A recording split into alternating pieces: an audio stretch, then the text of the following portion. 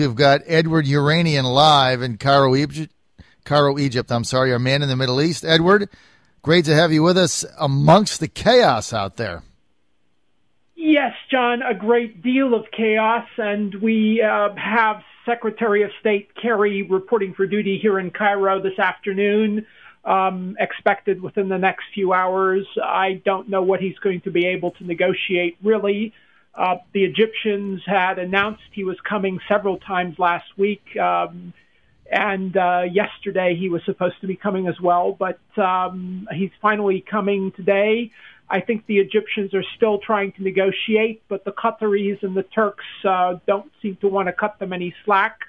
And on the ground, the operations are getting more and more apparently bogged down. So I don't want to characterize that since I'm not a military expert, but certainly it doesn't look good on the ground, and anyone can guess where that's going. When you say, Edward, it doesn't look good on the ground, I know there's been a lot more casualties overnight. What exactly do you mean by that? Define that. That the Israelis are realizing the extent to which the Hamas people have dug tunnels into their own territory under the border fence, and don't tell anyone, but I suspect the Hezbollah people have done the same thing through Lebanon. So if they open that front, they're going to have a bad surprise as well. So I really don't know what the solution is to this militarily, how you can take out tunnels. Certainly the Egyptians tried to take them out over the last 12 months. The tunnels leading into the Sinai, but I'm sure they missed a few. So it's a mess logistically. So the mission of the Israeli military is clear. They want to knock these tunnels out for obvious reasons, because they respect the sovereignty of the border of their country. They don't want terrorists, under the fences, under their military apparatus, obviously, to get into Israel and then blow people up, right? It's a pretty sensible idea. President Obama yesterday calling for an immediate truce. What truce? I mean, how do you have a truce when you're trying to knock tunnels out that's sole objective is to get terrorists in to strap bombs to themselves and blow up malls? What kind of a truce can you possibly have? Yes, well, I guess they're looking to go back to the same kind of truce they had in 2012. The problem, of course, is that kind of truce allows them to bring in more rockets and to beef up their military capabilities.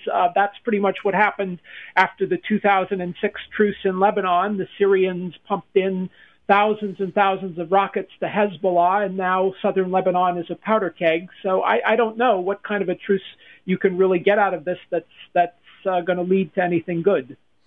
Look, the Palestinian death toll, which is now reported over and over and over, is 476. That was of a few hours ago when I got on the air.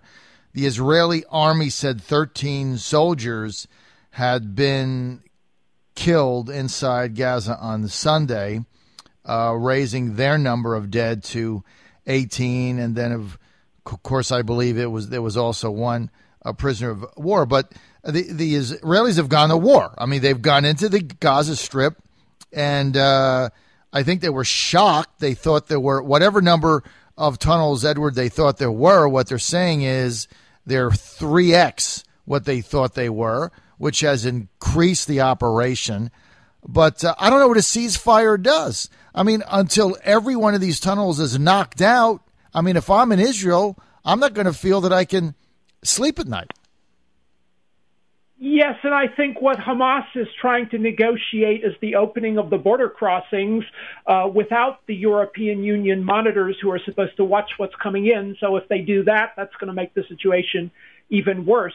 But of course, what everyone feels sorry about is the civilian casualties, and the civilians, Palestinian civilians, as I've seen time and time again, both in Lebanon and in Syria and in Gaza, are flotsam and jetsam to their own leaders. And President Assad in Damascus pretty much massacred dozens of Palestinians in the largest refugee camp there in Yarmouk. So I think Arab leaders think that Palestinians are worthless. So, I mean, I don't know why everyone is criticizing the Israelis for doing the same thing. Yeah, I'm not sure. I mean, it's just a PR campaign, and I'm not sure what the objective is. But Secretary of State Kerry, as you said, landing in Cairo in a few hours, ostensibly for meetings with senior officials from Egypt and other countries.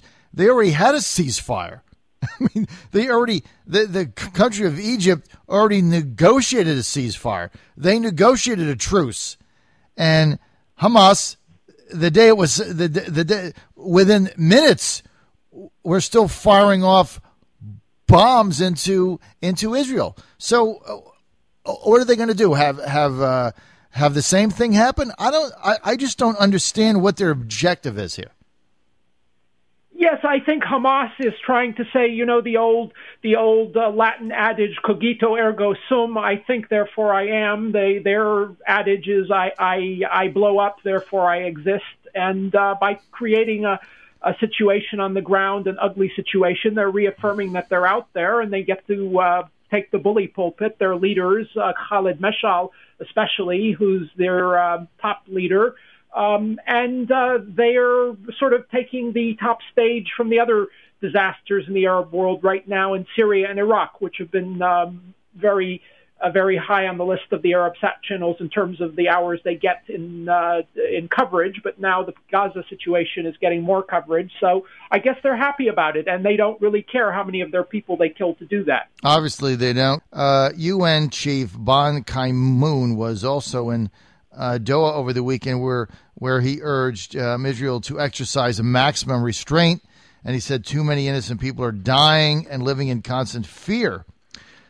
But in all of these statements, no one internationally, the UN or anybody else, is simply saying the reason that this is happening is because Hamas has built tunnels to send terrorists into the state of Israel, and then they are launching attacks with rockets on their cities.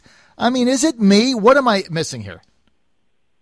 Well, I think you're missing the fact that there's a lot of propaganda flying in the air, and a lot of people seem to be, at least in the world, not necessarily in the U.S., seem to be influenced by the Palestinians' media campaign. And once again, I say this not to belittle them. I've known a lot of Palestinians over the years. I feel sorry for the people, and they're once again taking the brunt of this because of their leaders' foolish policies. But all that being said, maximum restraint. Well, yes, maximum restraint. You can exercise as much restraint as possible, but if you're confronted by an existential issue here, like how many rockets are sitting under Gaza City and how many tunnels have been dug into your territory, I don't know what the solution is other than to try to take them out. I don't think they have any choice at all.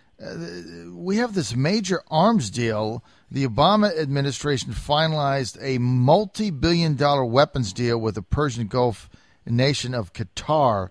What's up with that? Well, Qatar has been an ally of the United States. We have our naval base there. Qatar is sort of strategically located in the Persian Gulf. And Qatar has been playing hardball in terms of its politics in the Middle East. They've been supporting the Muslim Brotherhood. They've been trying to pull down regimes in Syria, in Egypt. And they've got a pretty much antagonistic attitude towards the Saudis as well. Now, Saudi Arabia has traditionally been a U.S. ally as well. They've been reputed to be close to the Republican Party, to the Bush family. And it would seem that certain Democratic politicians have close relations with Qatar these days. And as I say that, I can think of a few Republicans as well. But Qatar is a financial powerhouse because they have a lot of gas. Their gas probably rivals that of Iran. They actually share a gas field under the Gulf with Iran, and they're trying to get their gas to Europe, markets in Europe.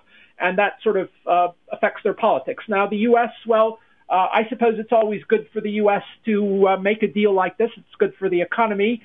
But in terms of the fact that the Obama administration is negotiating this, it sort of suggests that the Qataris are close to the Democratic Party as well, and that has certain implications which we'll just let you guess at.